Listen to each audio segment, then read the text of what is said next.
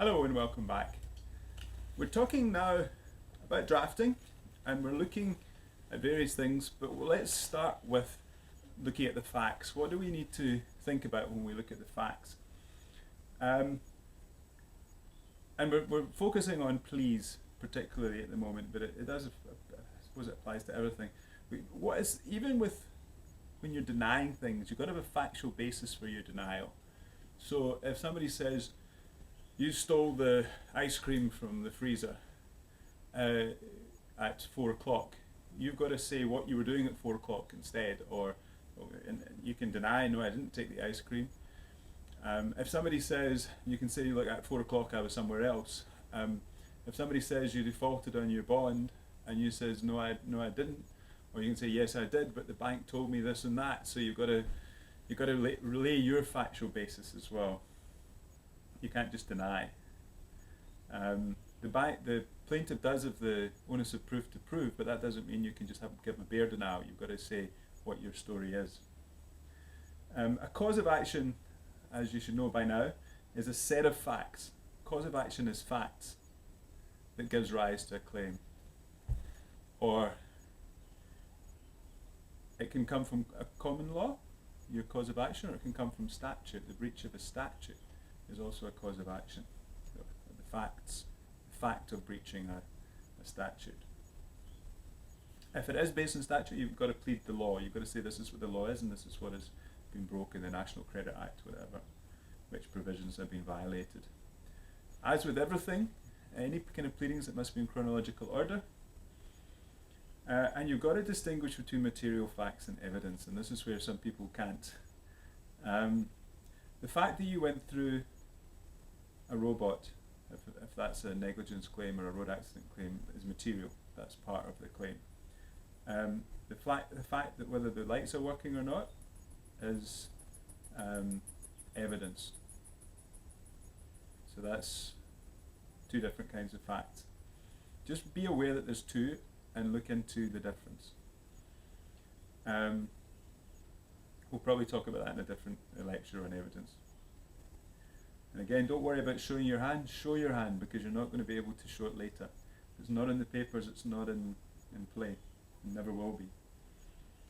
Rather put a bit more evidence in than too little, but again, irrelevant stuff isn't going to help you. Get documentary proof of everything from your client that you can. And then this is the key thing. Identify your good facts, which is what people usually do, but also identify your bad facts. Realize what facts are against you, and even put two lists, good facts, bad facts. That will help you, because you'll know to do more work on covering your bad facts and amplifying your good facts. Sometimes you think a case is open and shut, and you don't win it because you haven't looked at what the other person is saying. You've always got to look carefully at what the other person is saying and make sure you've covered all their points. And in a plea, you can do that because you've got what they're going to say in front of you. When you start the action with the summons or a founding affidavit, you don't know what they're going to say, so it's harder. But when you're responding, you know what their side is, and you can respond to that. If we're in an action, so it's something where we're going to have to prove the facts, because remember, in an action, there's a material dispute of facts. Otherwise, you could bring it back affidavits, which is quicker, which you can be decided on the papers. If there's two causes of action or more than two, usually you plead all three, or in the alternative or in addition.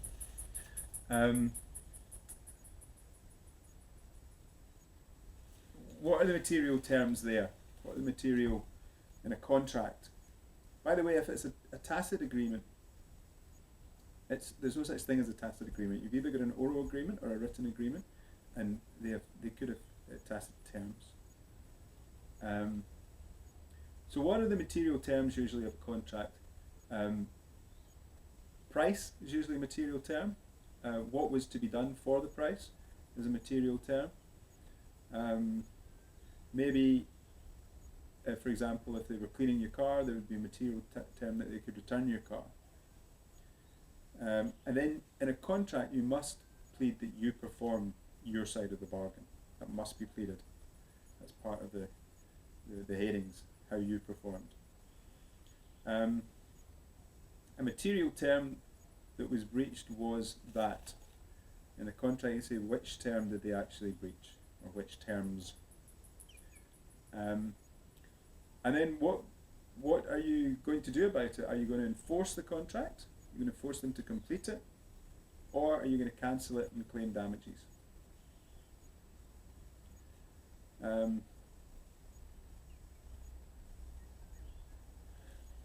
Attach all the relevant documents.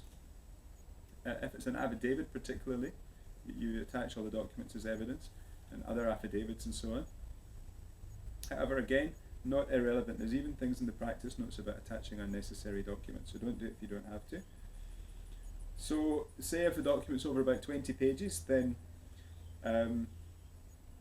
just say, here's the 20 key pages. If you want the whole document, it will be made available at the time of the trial, or it's available to the other side whenever somebody wants it, it will be brought along.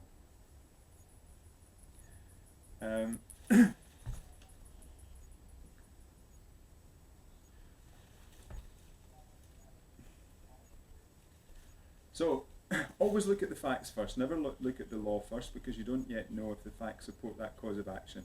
And until you know your cause of action, you don't know what law to look at. And if you're the one, the plaintiff or the applicant begins, but if you've got a point in limine, sometimes the one with the point in limine, or the special plea or whatever, will be the one that begins, which may be the defendant or the respondent. There's actually an advantage in not beginning, because then you get to see what they're going to say first.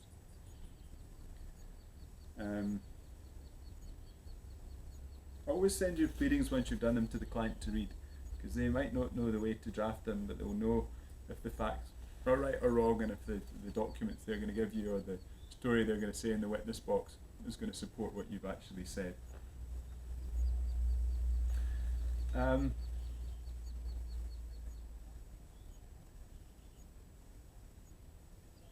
With contract, it's also a good idea to do facts leading up to the breach, and then to do consequences of the breach.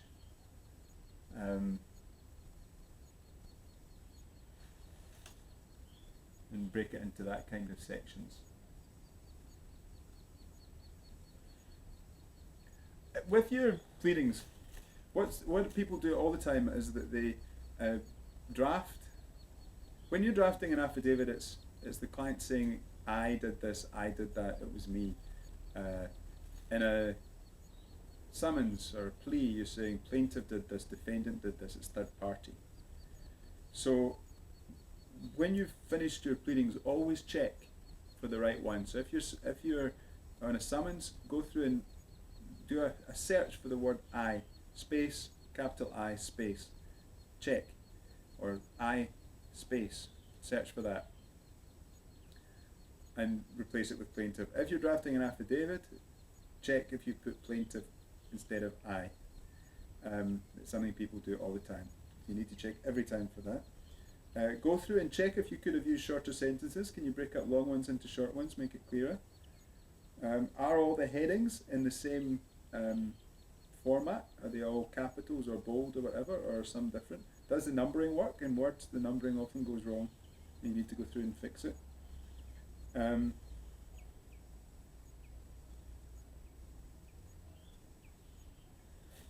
For case numbers, if you don't know what it's going to be, if you're still to file, just put /14 for 2014, or /15 if it's 2015.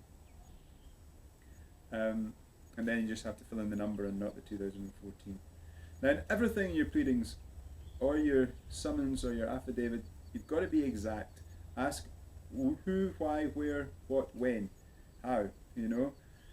How do put in the details, the specific details, especially dates, because you're doing it in chronological order. If you don't know them, just put approximately what you do know, in or around April 2008, if you don't know the exact date. Let's talk about the parties. if they're there, you've got to say, and put them at the top, and then put why they've got an interest. That they're adults, not majors, and their address if you have it. Don't cite people who are not seeking you're not seeking relief against unless they're official. So if you're not seeking relief against people, and they don't have an interest in the matter, then you don't cite them. So in other words, if interest means that they would be negatively affected by the order that you're seeking, by the prayers that you're seeking. The people that you do include, the Registrar of Deeds, but again you've got to put in the Registrar of Deeds where, which court, which office. The Master of the High Court where, which High Court where. And these people that are cited nomine officio,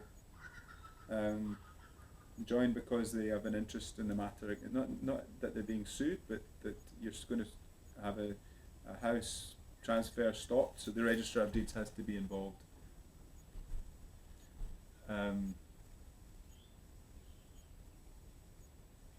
Phrasing, again, it's better to be exact.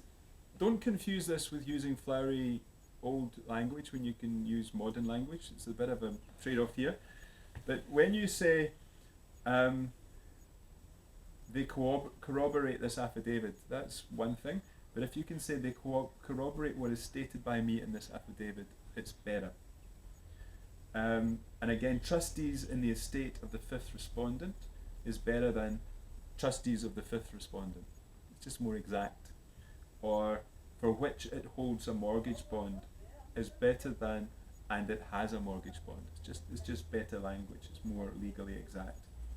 And then even just there's some words which are not really, it just sounds better. So if you say purchase rather than bought, it sounds better. If you say resides rather than lives, it sounds better. To some degree that's a matter of style, but usually the Latin derived word sounds better, the one that's than the Germanic sound word. And there's whole theories on that, but we won't go into them now. And you don't say that, when you're talking about the legality of an auction, you don't say that they bought it at the auction, you say they purported to purchase, because you're saying, well, maybe actually they didn't because it was an illegal purchase. So, a lot to know about drafting. This is the kind of stuff that you can listen to again and again until you get all the principles engraved deeply into your brain. So thanks for listening, and we'll return for the next lecture.